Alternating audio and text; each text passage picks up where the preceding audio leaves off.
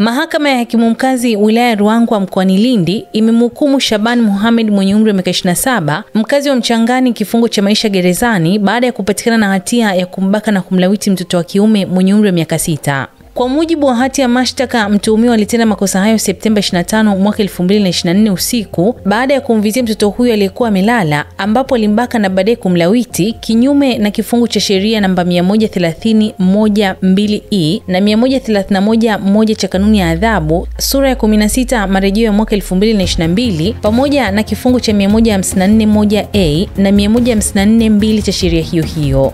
Baada ya tukio hilo, mtuhumiwa alikamatwa siku hiyo na kufikishwa mahakamani Oktoba 4 mwaka 2024 ambapo alikana mashtaka yote yaliyokuwa na mkabili.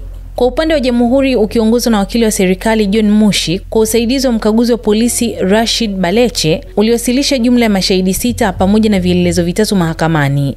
Ushahidi huo ulithibitishia mahakama pasipo shaka yoyote kwamba Shaban Mohamed alitenda uhalifu huo na hivyo kumtia hatiani. Akitoa hukumu hiyo, hakimu mkazi Jonas Lakyunde amesema mahakama imetoa adhabu hiyo ili kutoa fundisho kwa watu wengine wenye nia ovu ya kuharibu maisha na ndoto za watoto. Mimi ni Bahati Limo na hii ni Simulizi na Sauti.